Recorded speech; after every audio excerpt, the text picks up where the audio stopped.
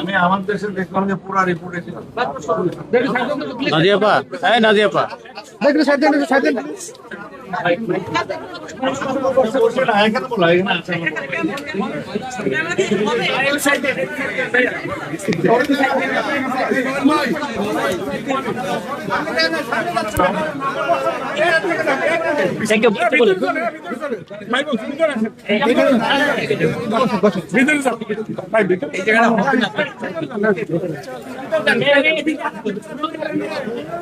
এই বুয়াগুলি চেয়ারে বসবেন না। আস্তে আস্তে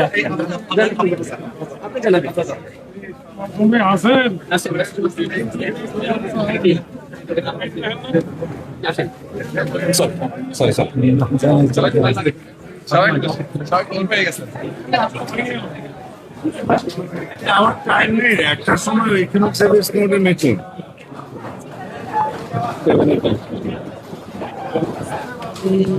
এটা লাগবে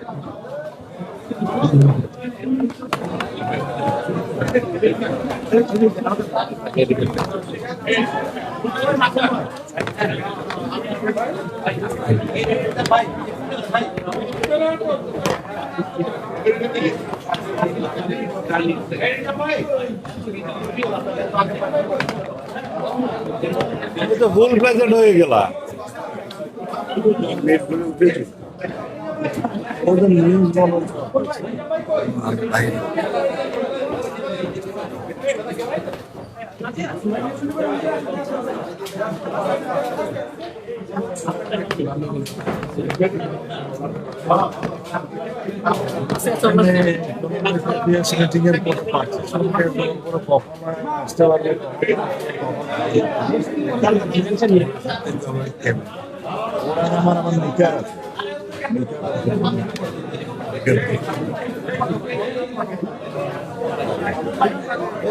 আমার সময় নাই, আমার একটা সময় মিটিং আছে, এখন 1টা বাজে।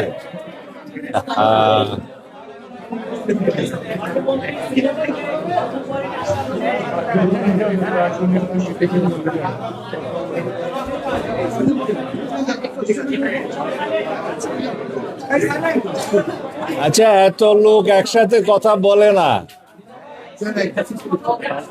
প্লিজ একজন প্লিজ আপনাদের মধ্যে সিনিয়র যে কে বলুন। আমার এখন আরেকটা মিটিং আছে, আমাকে একটু তাড়াতাড়ি।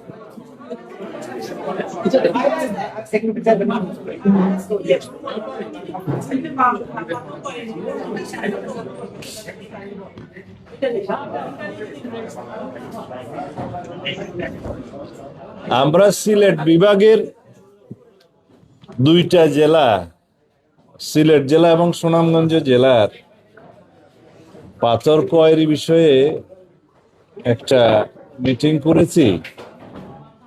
এখানে পরিবেশ সংরক্ষণ করে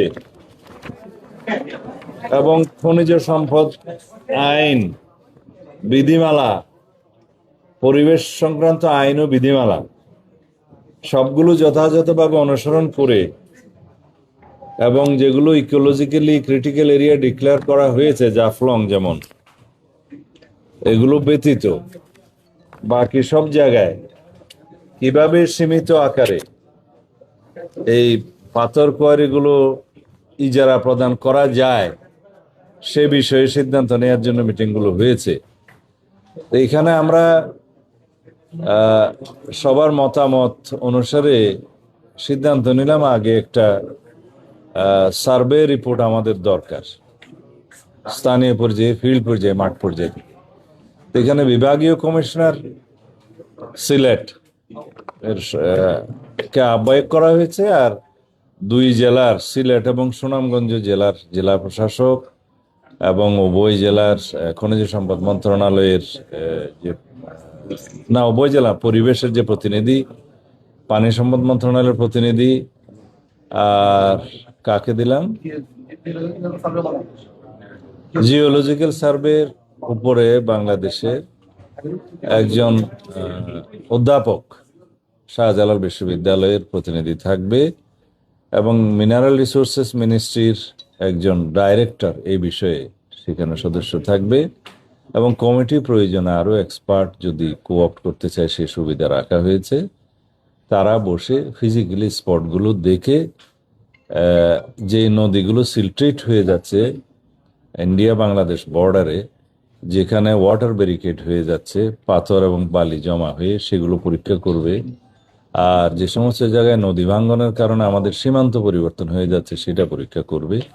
কি পরিমাণে কত গভীরতায় এই পাথরগুলো উত্তোলন করলে পরিবেশ সংরক্ষণ করা হবে, আহরণ করলে সে ব্যাপারে সাজেশন দিবে এবং কোন কোন জায়গায় আমাদের পর্যটন স্পট আছে আর কি, সেই সমস্ত জায়গায় যেমন সাদা পাথরের একটা স্পট আছে, বিছানাকান্দি আছে, ভোলাগঞ্জ আছে, বিভিন্ন জায়গায় আমরা যাতে পর্যটক আকর্ষণ করতে পারি সেইটাও তারা এখানে সাজেশন করবে। সেই সমস্ত জায়গায় যাতে আমরা অন্তত একটা শাসনের মধ্যে রাখতে পারি। আইন শৃঙ্খলা বাহিনীর ভূমিকা আছে এখানে, 2 এসপিকেও সেখানে মেম্বার হিসেবে রাখা হয়েছে, যাতে দুর্বৃত্তায়ন না হয় এবং পাথর লুট না হয় সেগুলো তারা সাজেস্ট করবে।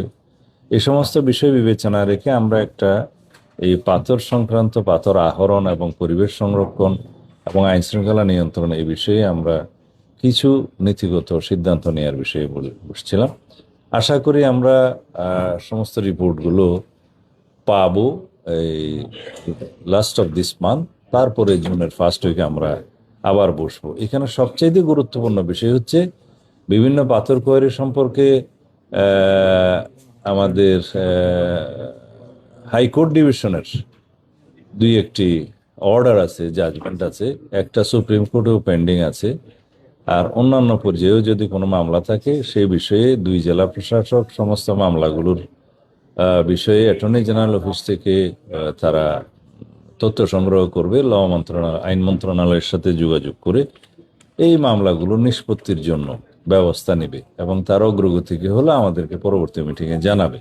আমরা যাই করব আইন মেনে এবং আদালতের রায়কে মাথায় রেখে সম্মান জানিয়ে আমরা বিধি মোতাবেক করার চেষ্টা করব। ধন্যবাদ। আমরা তো আজকে আছি, গতকালকেরটা তো পত্রিকায় এসে গেছে। আমরা ওই বিষয়ে কোনো প্রেস ব্রিফিং করিনি, ওই বিষয়ে আমরা কোনো প্রেস ব্রিফিং করিনি।